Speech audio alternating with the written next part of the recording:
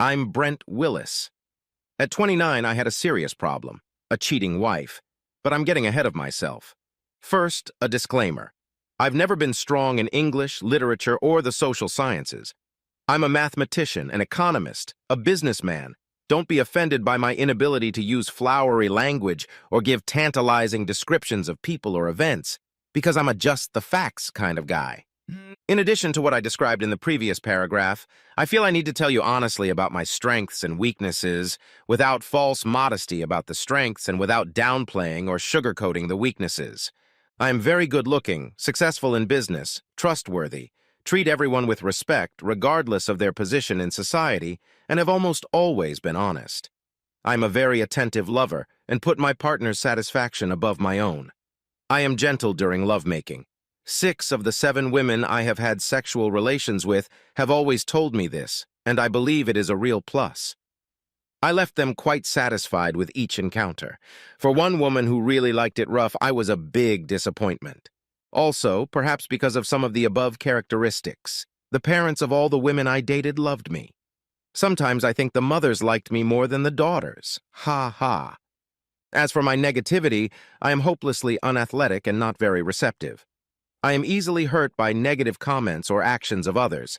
I have a delicate nature, and I often hide my emotions. Despite average physical strength and agility, I avoid physical confrontation and am not aggressive enough in any area of life except business and investing. Despite my lack of aggressiveness, I am genuinely vindictive towards people who wrong me, and, unless I am in physical danger, seek revenge. Details of my interactions with the 2 main characters in this story, Melissa Thompson and Doreen Bronson, in the distant past, would contribute nothing to this story and would bore you. So I'll tell you quickly and simply. I dated Melissa in college when I was in my final year of college, but we broke up just before the summer. It was complicated for me, but not devastating as it was mostly mutual. She was more commitment-prone than I was, but never hid it from me or cheated. I met Doreen the summer after my freshman year. Melissa, Doreen, and I attended different high schools in the same neighborhood, and all attended a nearby large public university. I dated Doreen exclusively during the summer and in the middle of my senior year when Melissa re-emerged on the scene. I dated both of them. I didn't hide it from either of them, until just before graduation, when both gave me the ultimatum to shit or get off the pot. It was a tough choice. Both of them are beautiful and sexy, but Melissa a little more so. Both seem to really have a crush on me, but Doreen a little more. Both are smart and come from good families. Although it didn't matter, Melissa's family is extremely wealthy and Doreen's is upper middle class. Sex with both of them was great, but perhaps with Melissa it was more satisfying for me. Although from Melissa's point of view, the sex was rated a 9 out of 10, while from Doreen's point of view, it was a 10. Doreen was always frank about everything. Melissa was considerably less candid, although I never once accused her of lying. I chose Melissa. Doreen was depressed and didn't even attend the graduation ceremony, and I heard from friends that she moved out of the area shortly after graduation. I also met with Doreen's parents, Tom and Lydia Bronson, after I broke up with her, as they and I had a good relationship. They realized how sincere my affection for Doreen was, and how difficult the decision was for me, and we parted on good terms. Melissa and I were married 6 months after graduation and lived in the same metropolitan area where we grew up, in an apartment her parents, Jack and Carolyn Thompson, had bought as a wedding gift. Melissa's parents really liked me, even more than the parents of most of the other women I dated. Melissa's mother, Carolyn, always greeted me warmly and bragged about me to her friends. Jack, Melissa's father, not only loved me, but was very impressed with my business acumen. He wanted me to move to work for one of the companies he owned, but I told him I wanted to separate my business life from his and go my own way. I never wanted anyone to assume that I had gotten promotions or responsibilities just because I was a son-in-law.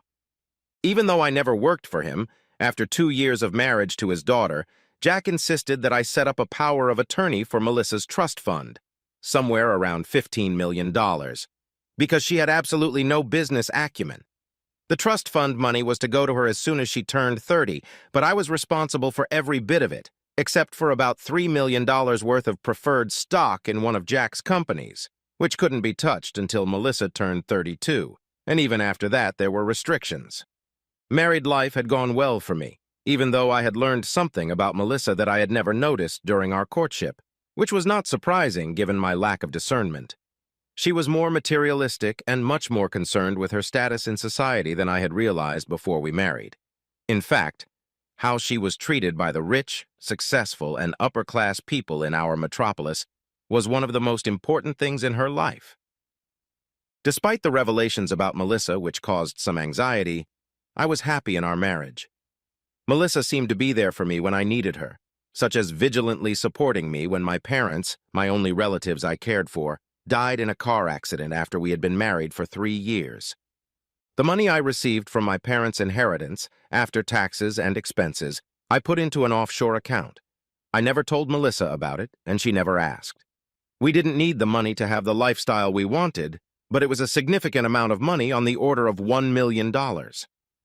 I intended to tell her that I had transferred it to an offshore account, but never got my act together.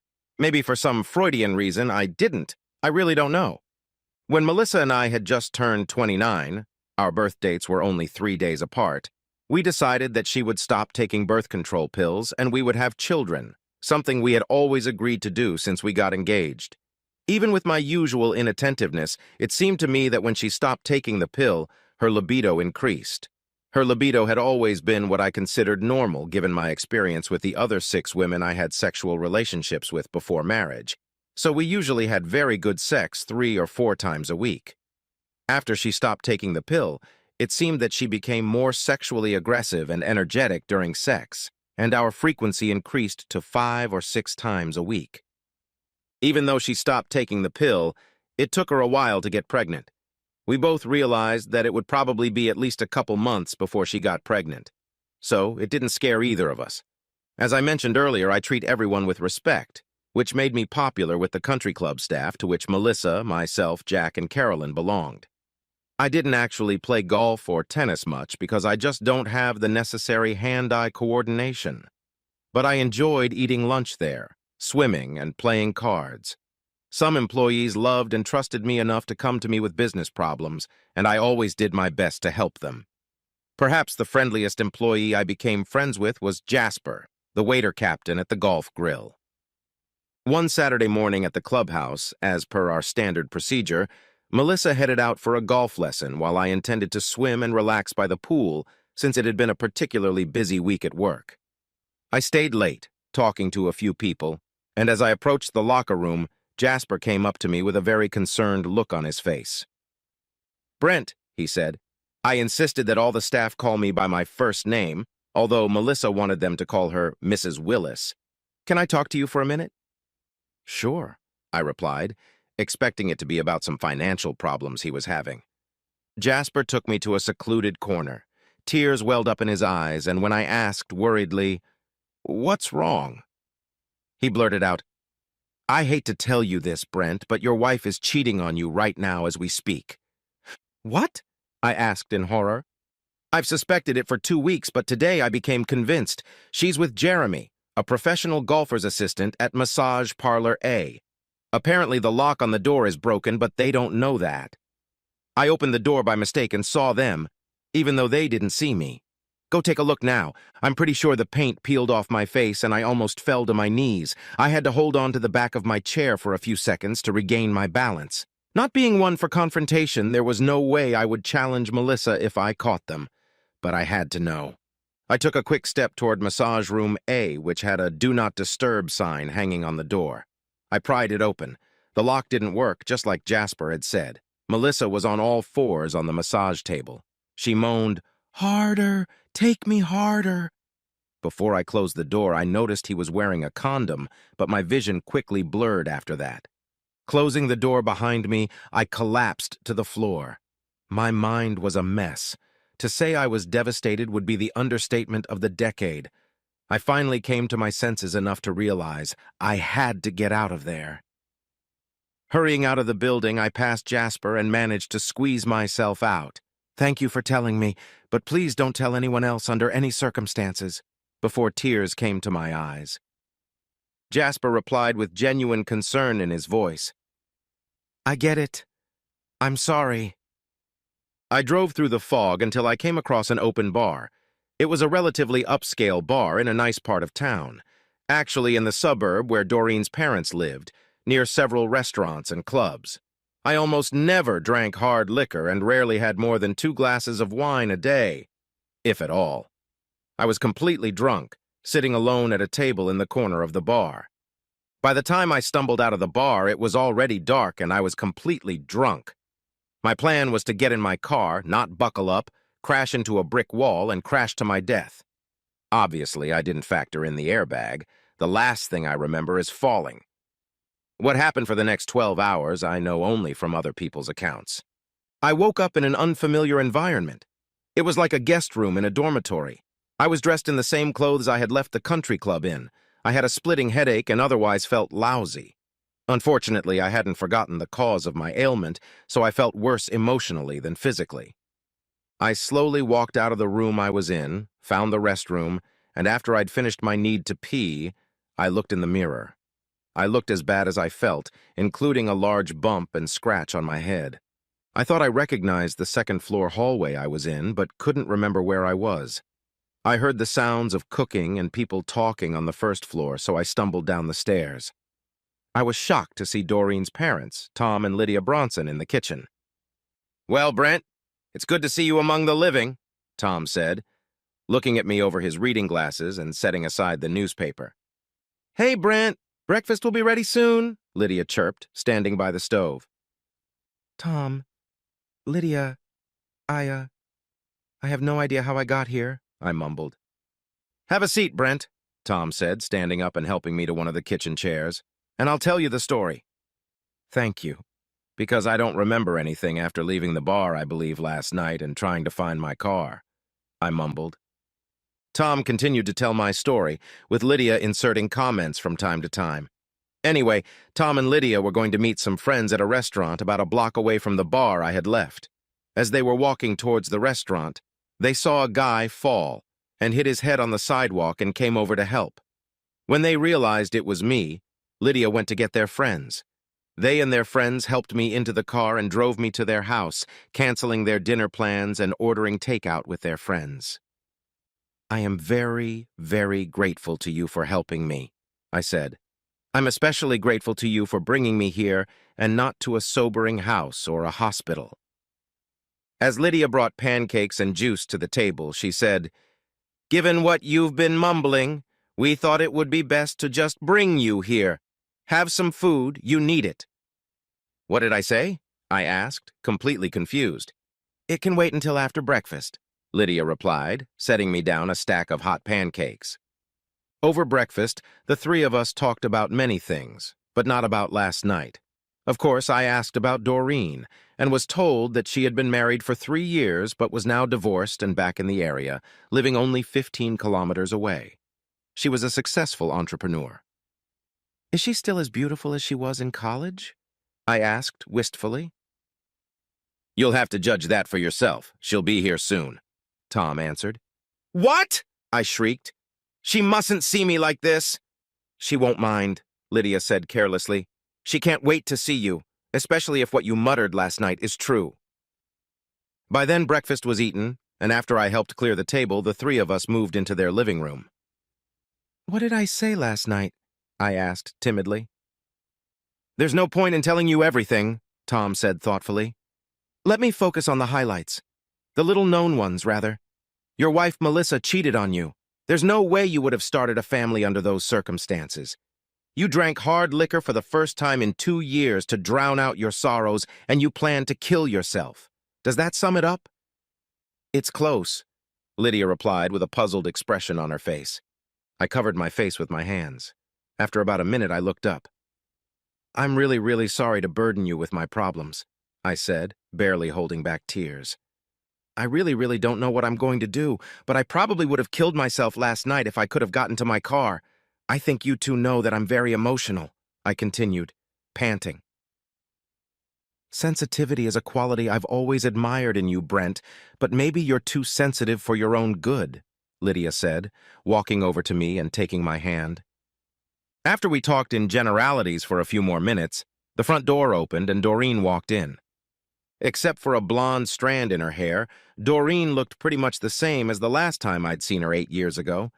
If anything, she looked a little better. I was very nervous about what her reaction to me would be. I got the nicest surprise of my life. "Hi, Brent," she said in such a happy voice that it was as if my breakup with her 8 years ago had never happened. "You look awful," she giggled, "but I still need your hug." She held out her arms and I took them. She lifted me off the couch and hugged me tightly. After a few seconds of misgivings, I hugged her back and then started sobbing. Lydia diffused the situation. "I think you two have some catching up to do. Tom and I are going to go shopping at the mall and we'll be back in 2 hours, Lydia said, squeezing my shoulder.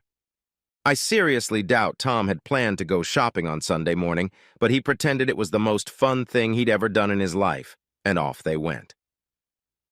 As soon as they left, Doreen got straight to the point. "Brent, you know we've both always been honest with each other. Is there any reason why that should change now?"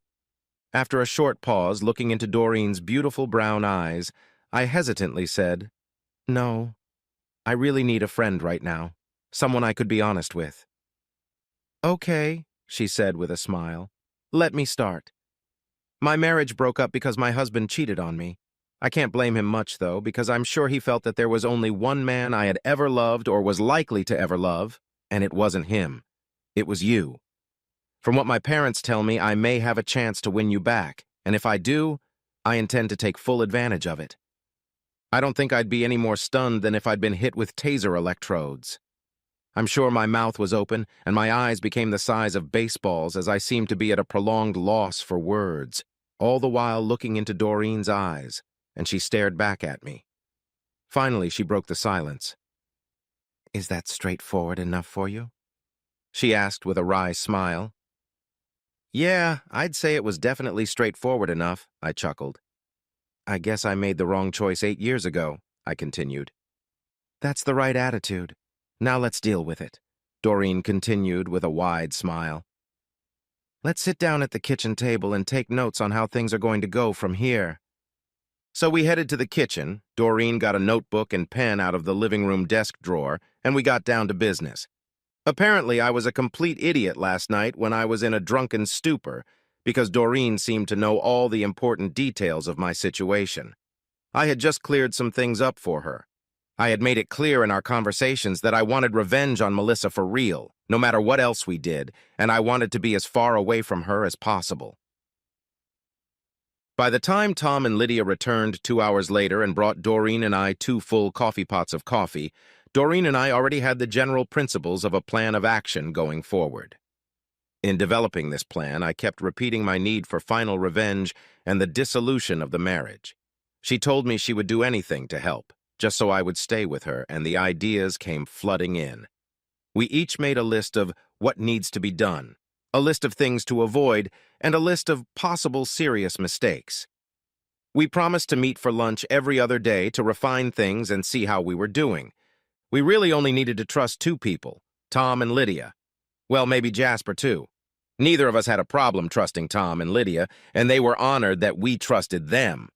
We told them exactly as much as was necessary. I figured I could trust Jasper, too. The most pressing problem was explaining to Melissa how and why I had been gone since yesterday afternoon, which was more than 24 hours.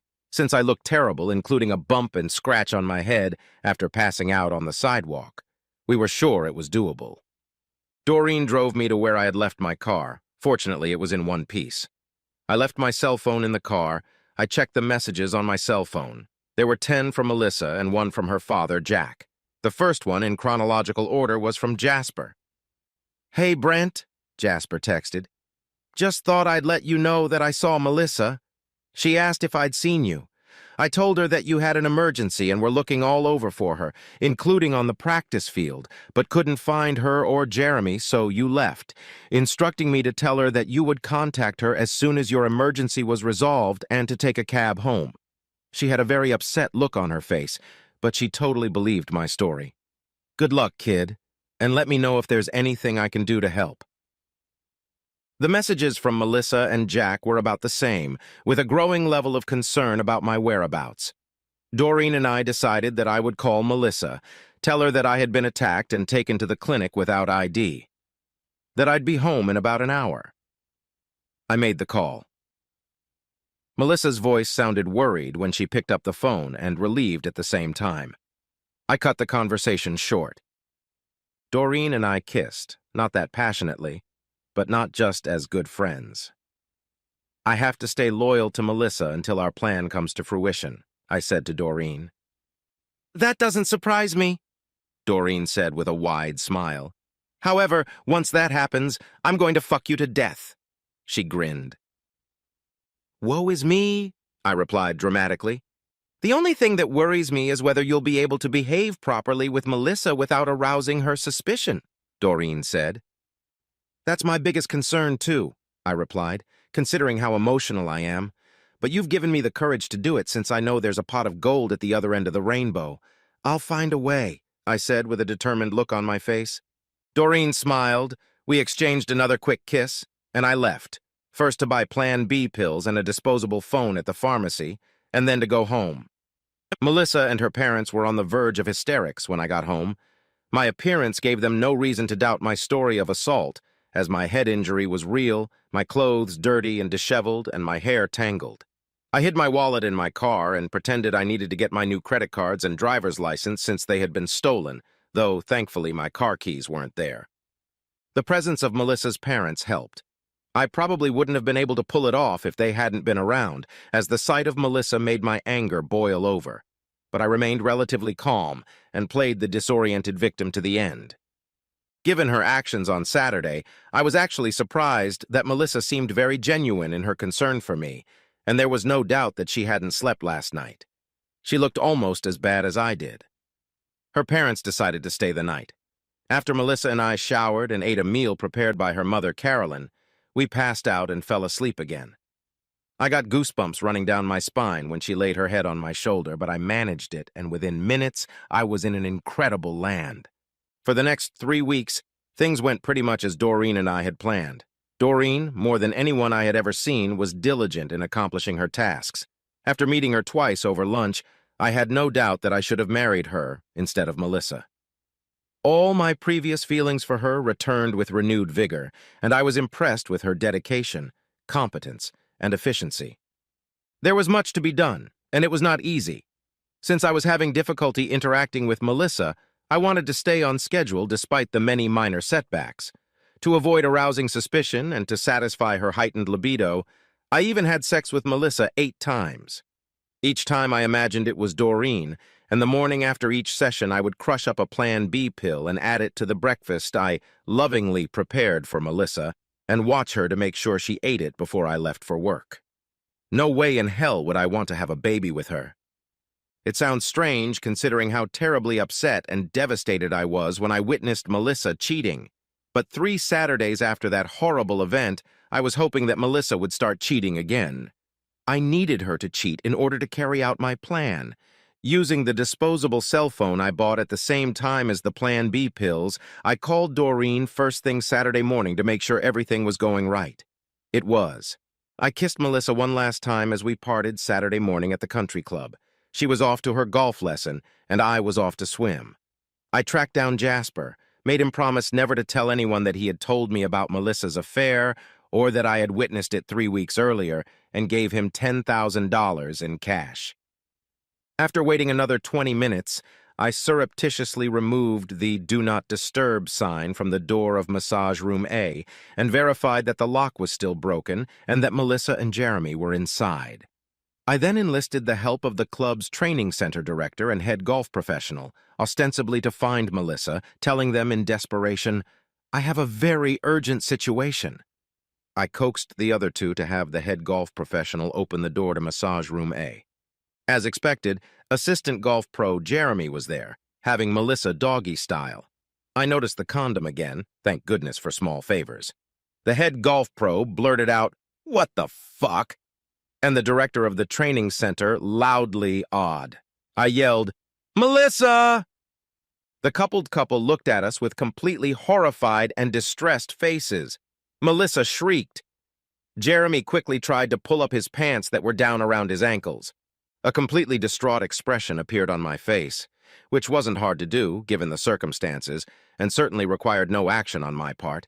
And then I turned and ran, sobbing. The sobbing was a pretense, though inside my heart was bleeding. As I left the practice area, I heard the head golf professional yelling at Jeremy. I quickly drove home and left a note with my wedding ring already prepared on the kitchen table. I also left my regular cell phone there as I didn't want to risk being tracked on it. 2 weeks earlier, I had my location devices disabled on both my car and my laptop.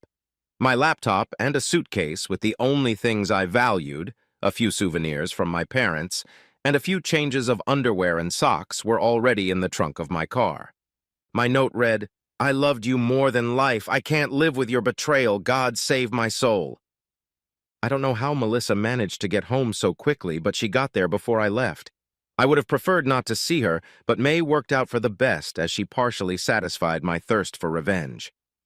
Melissa was truly gripped by panic. She kept grabbing me and I kept lashing out. She tried to meet my gaze and I avoided it. She was yelling things like, "I got too horny when I stopped taking the pill. I'm hormonal. It was just sex. I made him always use a condom. I need to have a baby with you. And what will my parents say if you leave?" The only thing I said in response to all of her hysterical tirades was a truly emotional response to the last question. "Tell them you killed our love and me." Tears stood in my eyes as I pushed her away from me and ran out the door. One part of my revenge required that I act on Monday to make sure everything went through, since money transfers couldn't be reliably confirmed over the weekend at most institutions. Doreen had rented a hotel room in her name in a busy part of town, and I parked my car in a remote part of another hotel about a block away from where she and I were staying for Saturday and Sunday. Although Doreen and I slept together and were affectionate during the 2 nights we stayed at the hotel, we did not have sex. I needed to supposedly die before it could happen, but I knew that once it did, it would be incredibly passionate. In accordance with our plan, I changed my appearance as much as I could in the time allotted. Doreen cut my hair much shorter than I normally wear, dyed it a lighter color, and styled it differently. I put on blue contact lenses to hide my usually green irises and glasses with simple plastic lenses. I glued on a professional blonde mustache that looked completely real and wore clothes Doreen had bought for me that were very different from what I usually wore. On Saturdays and Sundays, Doreen and I went to the movie theater next to the hotel, ordered room service food, and discussed our plans over and over again so that we could remember every detail by heart. On Monday morning, I made electronic transfers of about $12 billion worth of assets from Melissa's trust fund, which I legally had full control of, to 6 different charities for which Doreen and I had obtained all the necessary transfer information electronically. 5 of the transfers were made. The 6th was not, and there was no time to try to get information on another charity, so we had to limit ourselves to 5 transfers. One of the 6 charities had been set up by Doreen several years ago, and she still had operational control of it.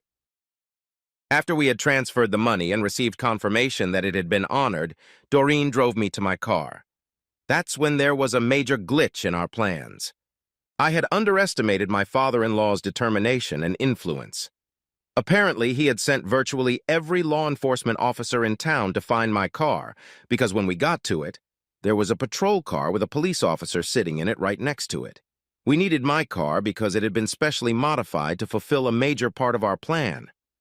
We had made some contingency plans, including buying a masquerade for Doreen and a spare costume for me. The resourceful Doreen immediately came up with a solution. She changed her clothes, ran up to the patrol car, and told the officer in desperation, "There's a guy with a gun in the hotel lobby." The cop immediately turned on his radio and drove from the remote part of the parking lot where my car was parked to the main entrance of the hotel. As soon as he was out of sight, I ran to my car, jumped in, and Doreen and I drove to the remote coastal mountain road where I had modified the guardrail.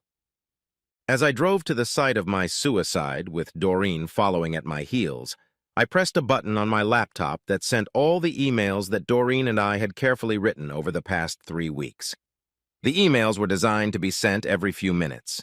It took us about an hour to get to the right place, and by then, all the emails would have been delivered. Doreen did a great job of composing the emails, still using some of my winged phrases and other writing features so that it felt like they were coming from me, but were much more concise and effective. The emails basically said that I was too weak a person to survive the betrayal caused by my wife's cheating sex, and apologized for leaving my life without saying goodbye in person. The emails contained statements about the pain and anguish I was experiencing far more effectively than I could express, although these statements were 95% accurate in expressing my true feelings. The letter addressed to my father-in-law, Jack, was the most touching. I apologized to him that my need for both suicide and revenge was so great that I had undermined his trust in me by emptying Melissa's trust fund, and hoped he would find the strength to eventually forgive me. The location for the suicide was carefully chosen. There was a steep descent from the mountain road into a part of the ocean that had strong but ever-changing undercurrents. Anyone but the most imaginative explorer would have concluded that no one could have survived the fall from the cliff and that the human body might never be found, and certainly there was no way to accurately predict where it might end up, unless it was shattered by waves and rocks or eaten by sea creatures. A few days earlier, I had smeared acid on the bolts in one part of the fence at the suicide spot, and then another material that could mimic natural corrosion. My car had been modified so that when remotely controlled, the gas pedal rod in the engine compartment would be pushed forward. But when it reached the end of its travel, a small explosive device would be detonated, most likely destroying it. Doreen and I parked our cars on the side of the road near the suicide site. We looked through binoculars until we were sure there were no other vehicles within sight. I then positioned my car so that it was facing the fence and was about 30 meters from where the fence bolts had been loosened. I turned on the remote control so that the car picked up speed. When my car hit the weakened fence, there was just enough inertia for it to break and fall off the cliff, landing in the ocean 100 meters below. Doreen and I also deactivated the driver's side airbag in my car and soaked my blood and tissue into the part of the leather upholstery of the steering wheel that my head could hit in the event of a crash. We also applied my fresh blood to the leather steering wheel upholstery, but soaked it to make sure some blood would remain in case the fresh blood got washed away by the ocean waves. The car windows were open, my seatbelt wasn't fastened, and my wallet was lying loose in the car, so at some point it would surely float to the surface and hopefully be retrieved by divers. As soon as we saw the car hit the water, we got into Doreen's car and drove off. We drove 600 kilometers that day and another 600 the next, paying for everything in cash, until we reached our destination city, where Doreen arranged to get a document that would help establish my new identity. We spent the first 2 days and 3 nights in our original destination city in a hotel room. This time, we didn't just order room service food. We were fucking each other to mind-blowing levels. I expected my traumatic experience with Melissa to suppress my sexual abilities for a while. In fact, the opposite was true. Much of that had to do with Doreen's absolute devotion to me, which she had clearly demonstrated by perfectly planning and executing my escape, and how sexy she was. I quickly discovered that Doreen had not only gotten a little prettier over the past 8 years, but had also become considerably more passionate. So much so that on our first time together, I had abandoned my usual gentle lovemaking and we had fucked each other half to death. After that, we alternated between tender lovemaking and animal fucking, more times in 2 days and 3 nights than I thought was humanly possible, at least for me. After this period of constant fucking, fondling with fingers, tongue, toy action, and sucking, we had to take a break. We were both sore all over and could barely walk or pee without pain. Before we left our hometown, Doreen received a certified copy of the birth certificate of a child named Alex Simmons. Alex was born in a rural area with no computerized records just a year before me and died shortly after his birth. In our original destination city, using the photo with my new appearance, we purchased a fake Australian passport in the name of Alex Simmons. Doreen found out that Australian passports are the easiest to forge, and 2 weeks ago found an experienced professional in our original destination city. My fake passport was in perfect condition. It even had fake stamps for travel to Thailand and from 2 other Asian countries, a fake stamp for entering the US a month ago, and a tattered look. This would readily confirm my story that I was a Native American who had moved to Australia as a child and was now returning. With my new birth certificate and passport in hand, we drove leisurely to our final destination, located on the opposite coast from our hometown. We made it a rule to fuck in every state we passed through, even if it was just for an hour in a motel. When we reached our final destination, we rented an apartment and finalized plans to start our new life together. I had already transferred the money I had inherited from Brent Willis's offshore account to a new offshore account in the name of Alex Simmons. Using my birth certificate and Alex Simmons's Australian passport, I was able to open a U.S. bank account and transfer some of the money from the offshore account into it. 6 weeks later, I had my driver's license, credit cards, and all the other usual identity documents. 6 months later, Alex Simmons had a U.S. passport. As we traveled, escaping my old life, we communicated regularly with Doreen's parents and checked internet sources for stories about Brent Willis. Things were not working out well for Melissa. Within a week of my suicide, my car was lifted out of the ocean with a crane barge. Divers found my wallet and almost everyone I knew was interviewed, and my financial records were scrutinized. Since I'd only received $30,000 in cash in the 3 weeks before my demise, all from transactions that appeared to be mostly legitimate, not true cash transactions, since it was not an excessive amount given my lifestyle, and since there was absolutely no activity in any of my banks, credit card, or brokerage accounts, it was assumed that I was dead. Shortly thereafter, my death was confirmed by a scientific examination of my automobile. Technicians extracted my blood and tissue from the leather upholstery of the steering wheel. The clumsy, intentionally clumsy on my part, disabling of the driver's side airbag in my car, as well as my suicide note to Melissa and suicide emails to everyone I knew, left the public in no doubt that I had committed suicide. From everything I understood, the public judgment of Melissa and Jeremy was extremely harsh. Of course, Jeremy lost his job immediately, and all indications were that the country club's head professional would make sure that he would never again get a golf-related job anywhere in the United States. He reportedly left town a week after he was caught with Melissa. Melissa was an outcast in high society circles. She had even suffered the humiliation of being expelled from the country club, though she would undoubtedly have quit of her own accord. Attempts by local reporters to interview her were unsuccessful, and there was no indication that she had ever left the space that used to be our apartment. Unfortunately, the realization of my plan resulted in Jack and Carolyn, Melissa's parents, getting hurt. I always knew they liked me, but I didn't realize they loved me as a son. One quote from Jack, published in the city's largest newspaper, brought me to tears.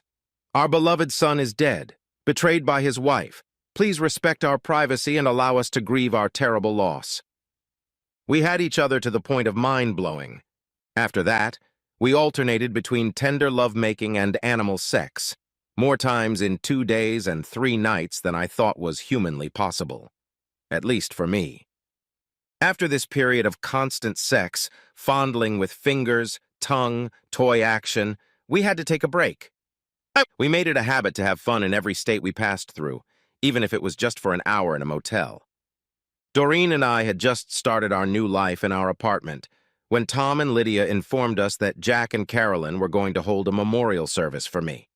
Although it was still a long time before I was officially pronounced dead, there was no one who didn't believe that I had committed suicide. Doreen decided she would attend the service and flew from our new town back to her hometown. When Doreen returned, I realized that she was hiding something from me about the ceremony. She tried to take it lightly, but I wouldn't stand for it. A couple days later, when I pestered her, she told me in tears about how awful it had been. People I didn't really know apparently felt strongly about me. It was a very solemn occasion. Jack broke down several times trying to deliver the eulogy his brother was to finish. Carolyn looked like a grief-stricken woman and sobbed quietly throughout the service. Melissa was not on it. It was reported that she was in a mental institution. Not only did Melissa's family make no attempt to return the $10 million I had sent to charity from Melissa's trust fund, but they gave another $2 million, the amount I intended to send but failed to another charity in my name. My memorial service took place 4 years ago, I was officially declared dead 2 years after that.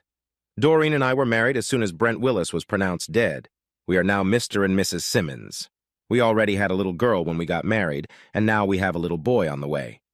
Doreen and I have no money problems. In addition to my inheritance, we have money from the sale of Doreen's business to her employees and the salary we receive from the charity we work for. Since the charity that Doreen founded received a $2 million donation, they have had enough money to hire her as their full-time COO and me as their CFO and investment advisor. Through philanthropy, we were able to help hundreds of low-income families and derive tremendous satisfaction from our work, including expanding our operations each year. Tom retired, and he and Lydia moved to a place only 20 kilometers from our home to be close to us, and especially to their granddaughter and future grandson. I love Doreen more than I ever loved Melissa, and she loves me more than Melissa ever loved me. It makes me feel guilty that I didn't choose her after college. This whole mess with Melissa and her family could have been avoided. I gave up trying to find out what happened to Melissa, Jack, and Carolyn. The news was never good and only made me feel more guilty. The last I heard was that Jack and Carolyn had set up a scholarship in my name at the college Melissa, Doreen, and I attended. Melissa got out of the psychiatric hospital after 6 months of treatment and moved away. Doreen and I could not have been happier with each other and our life together. Except for one thing. We could not feel more guilt than the guilt we feel because of how successful my revenge was. We now know that even the guilty Melissa, not to mention the innocent Jack and Carolyn, didn't deserve what we did to them. I wish I hadn't been such a cowardly shit, hadn't stood up to Melissa and just divorced her. What if is a bitch?